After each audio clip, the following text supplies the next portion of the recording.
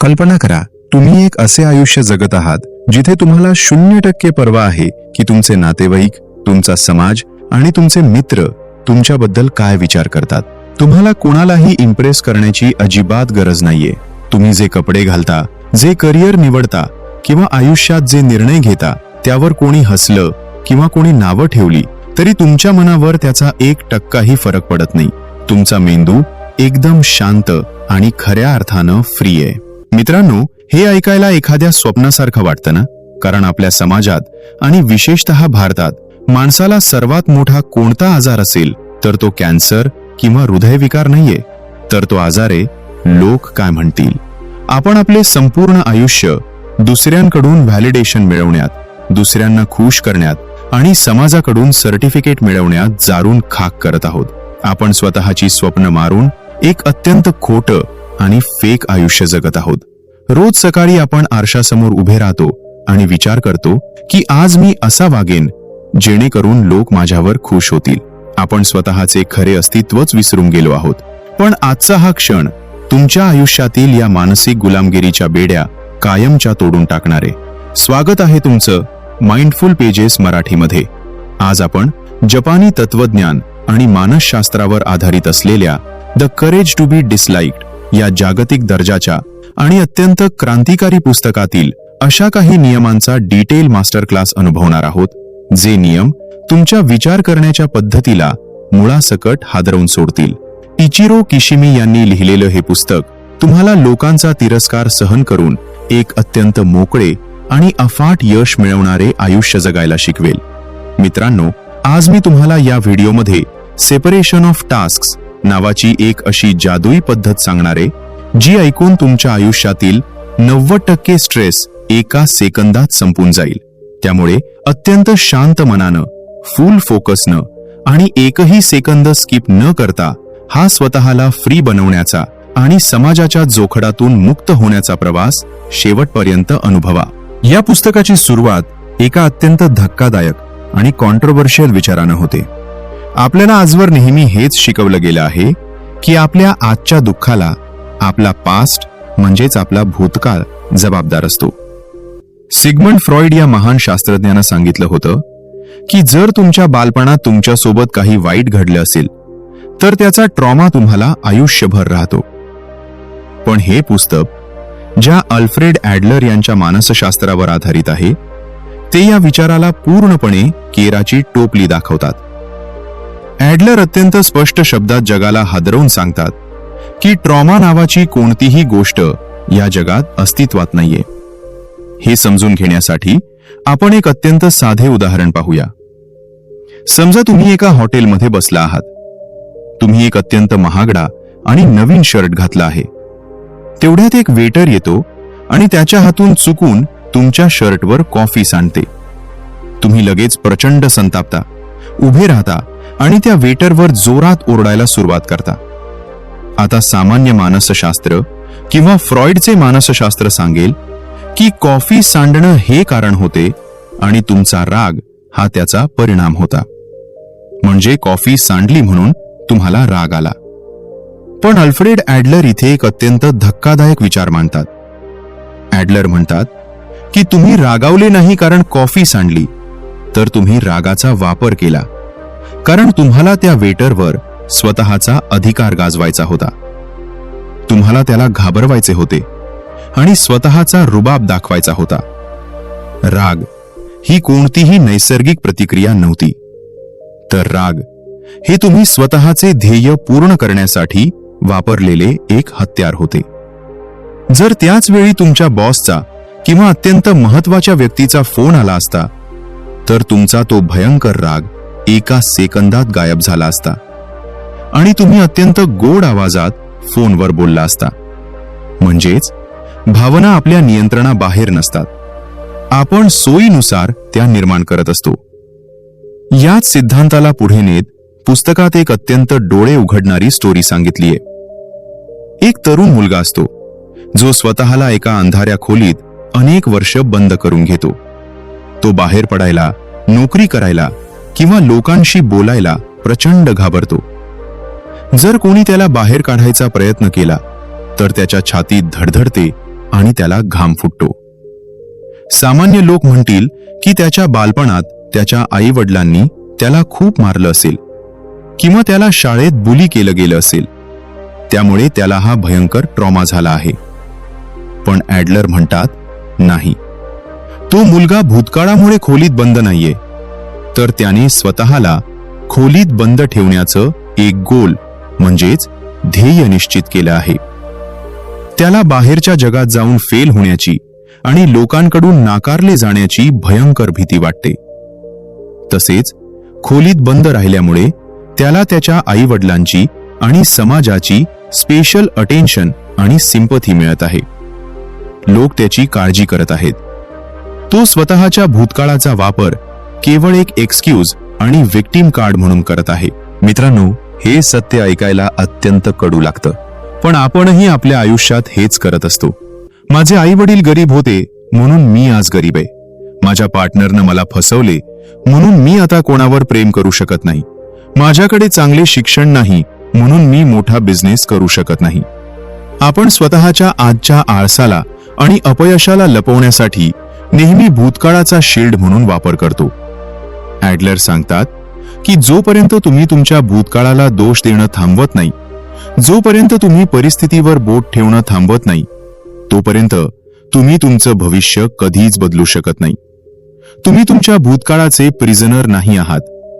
तुमच्याकडे आत्ता याच क्षणी स्वतःला बदलण्याची आणि एक नवीन आयुष्य सुरू करण्याची पूर्ण ताकद आहे. या पुस्तकातून मिळणारा दुसरा अत्यंत पॉवरफुल आणि तुम्हाला एका भयंकर ओझ्यातून मुक्त करणारा धडा म्हणजे आयुष्य ही कोणतीही स्पर्धा नाहीये. आजकाल आपण सोशल मीडिया उघडतो. इंस्टाग्रामवर लोकांच्या नवीन गाड्या, त्यांचे परदेशातील सुट्ट्यांचे फोटो, त्यांची घरे पाहतो आणि आपल्याला आतून वाटतं की आपण आयुष्यात खूप मागे राहिलो आहोत. आपले मित्र आपल्या पुढे निघून गेले आहेत. आपल्या आत एक भयंकर इन्फिरियॉरिटी कॉम्प्लेक्स म्हणजेच न्यूनगंड निर्माण होतो. आपल्याला वाटतं की आयुष्य म्हणजे एक धावण्याची रेस आहे आणि आपण या शर्यतीत सर्वात मागे पडलेले लूजर आहोत. पण ॲडलर एक अत्यंत जिवंत विचार मांडतात. ते म्हणतात की जो माणूस जगाला रेस समजतो तो जगातील प्रत्येक माणसाला स्वतःचा शत्रू मानू लागतो. त्याला दुसऱ्याच्या यशाचा कधीही आनंद होत नाही, तर त्याला आतून प्रचंड जळजळ होते. तो सतत स्वतःची तुलना दुसऱ्यांशी करत राहतो आणि या सततच्या तुलनेमुळे तो कधीही शांत झोपू शकत नाही. मित्रांनो, आयुष्य ही कुणाशीही स्पर्धा नाहीये. या जगात कुणीही तुमच्या पुढे नाहीये आणि कुणीही तुमच्या मागे नाहीये. प्रत्येक जण एका अत्यंत सपाट मैदानावर स्वतःच्या गतीने आणि स्वतःच्या वेळेनुसार चालत आहे. तुमची स्पर्धा फक्त आणि फक्त कालच्या तुमच्याशी असली पाहिजे. काल तुम्ही जे होतात त्यापेक्षा आज तुम्ही एक पाऊल पुढे टाकले आहे का, एवढेच पाहणं महत्वाचे. जेव्हा तुम्ही जगाला स्पर्धक मानणं थांबवता तेव्हा जग तुम्हाला शत्रू वाटत नाही, तर तुम्हाला ते एका टीम सारखे वाटू लागते. तुम्ही लोकांच्या यशात मनापासून आनंद घेऊ शकता. तुमचा अर्ध्याहून अधिक ताण आणि चिडचिड तिथेच एका सेकंदात संपून जाते. आता आपण या पुस्तकातील सर्वात माइंड ब्लोईंग आणि तुमचा मेंदू पूर्णपणे शांत करणारे नियमाकडे वळूया. याला सेपरेशन ऑफ टास्क्स म्हणजेच स्वतःची कामे आणि इतरांची कामे वेगळी करणे असे म्हणतात. हा नियम जर तुम्ही नीट समजून घेतलात तर तुम्हाला आयुष्यात कधीही कोणत्याही माणसाचा किंवा परिस्थितीचा मानसिक त्रास होणार नाही. ॲडलर अत्यंत ठामपणे सांगतात की जगातल्या सर्व, अगदी सर्व समस्या या केवळ एकाच कारणामुळे निर्माण होतात आणि ते कारण म्हणजे आपण नेहमी दुसऱ्यांच्या कामात नाक खुपसतो किंवा दुसऱ्यांना आपल्या कामात ढवळाढवळ करू देतो. जरा एका सिनारिओची कल्पना करा जो आपल्या भारतात घरोघरी घडतो. तुम्हाला फोटोग्राफी करायची आहे, लेखनात करिअर करायचे आहे किंवा स्वतःचा स्टार्टअप सुरू करायचा आहे. पण तुमचे आईवडील तुमच्यावर इंजिनियर किंवा डॉक्टर बनण्याचा प्रचंड दबाव टाकत आहेत. तुम्हाला आतून भयंकर भीती वाटत आहे. जर मी माझे स्वप्न निवडले तर माझे आईवडील दुःखी होतील. ते माझ्याशी बोलणं बंद करतील. समाज मला काय नावं ठेवेल, नातेवाईक काय म्हणतील, या एका भीतीपोटी आणि समाजाच्या दबावापोटी तुम्ही तुमची खऱ्या अर्थानं जिवंत असणारी स्वप्न मारून टाकता आणि एका सुरक्षित कम्फर्ट झोनमध्ये अडकून पडता. तुम्ही एक असे आयुष्य जगायला सुरुवात करता ज्याचा तुम्हाला आतून प्रचंड कंटाळा आलेला असतो. पण सेपरेशन ऑफ टास्क्स इथे तुम्हाला एक अमानुष ताकद देते. स्वतःला एक अत्यंत साधा पण धारदार प्रश्न विचारा. या कृतीचा अंतिम परिणाम कोणाला भोगावा लागणार आहे?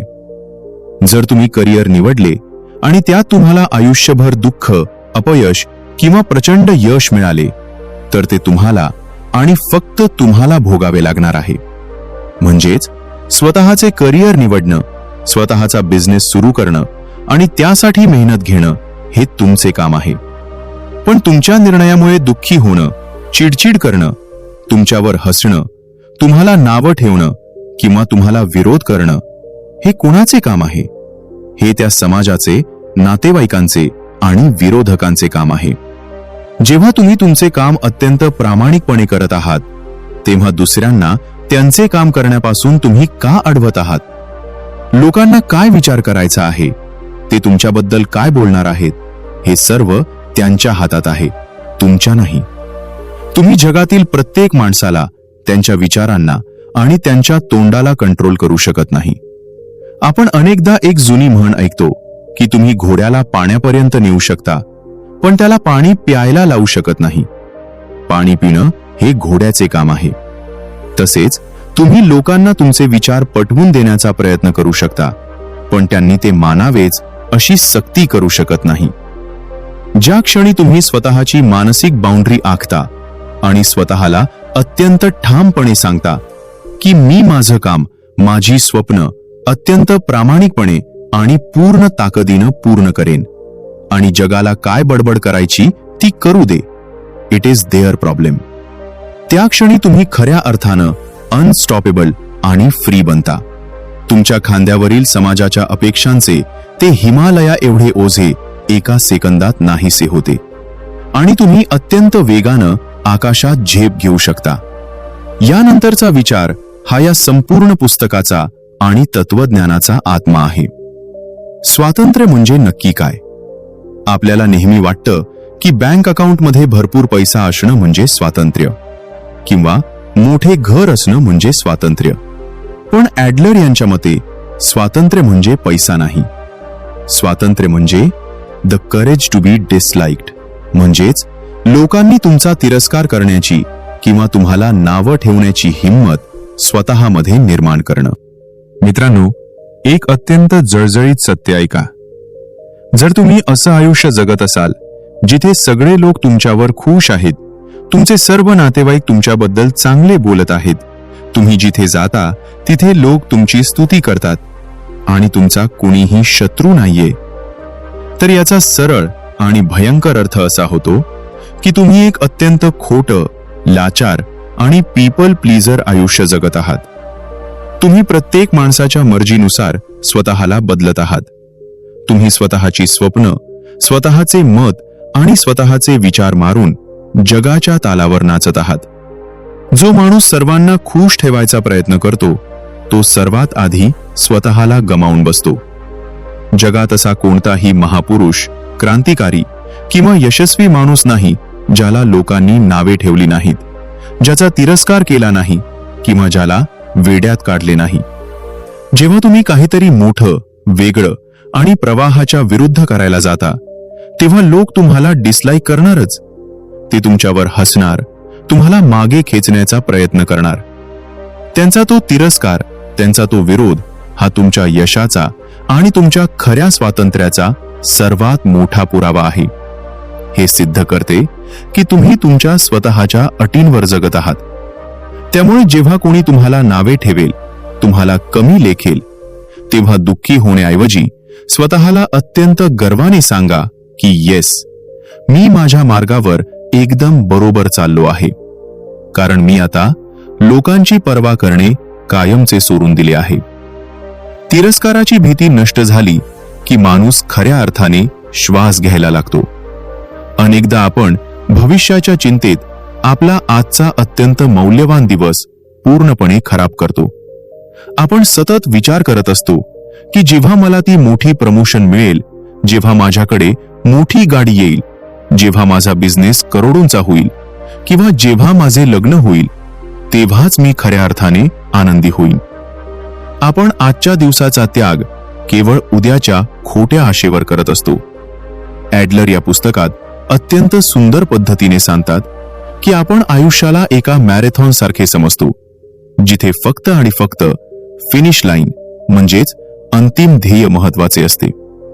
आपल्याला वाटते की जोपर्यंत आपण त्या रेषेपर्यंत पोहोचत नाही तोपर्यंत आपला प्रवास व्यर्थ आहे.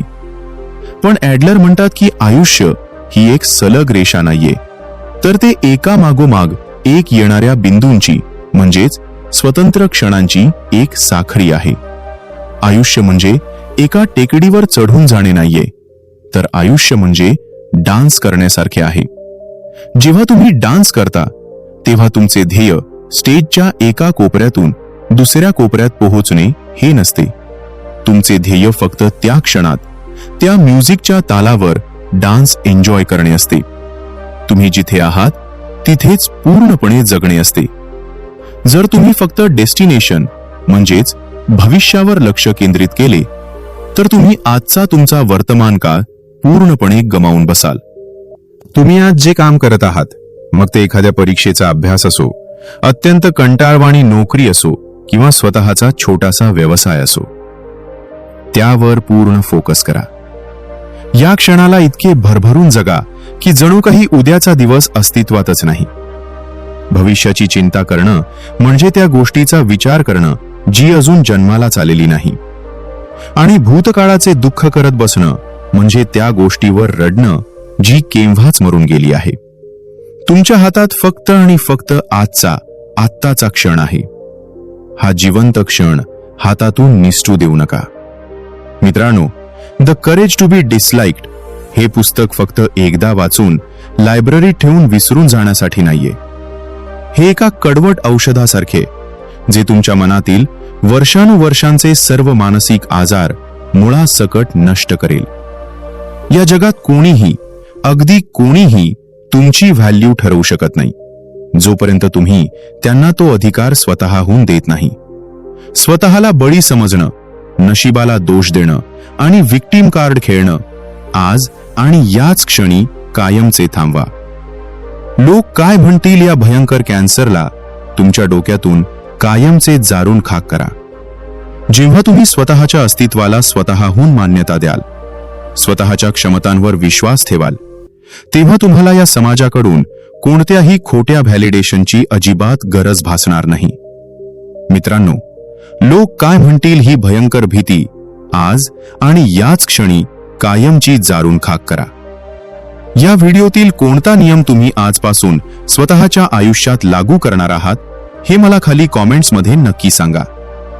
जर या मास्टर क्लासनं तुमच्यात लोकांचा तिरस्कार पचवण्याची एक अमानुष ताकद निर्माण केली असेल तर व्हिडिओला आत्ताच लाईक करा. जे लोक सतत समाजाच्या दबावाखाली स्वतःचे स्वप्न आणि आयुष्य बर्बाद करत आहेत, अशा प्रत्येकासोबत हा व्हिडिओ शेअर नक्की करा. स्वतःचे आयुष्य खऱ्या अर्थानं स्वतःच्या अटींवर जगायला सुरुवात करा. भेटूया पुढच्या व्हिडिओमध्ये अशाच एका भन्नाट विचारासोबत. धन्यवाद. जय महाराष्ट्र.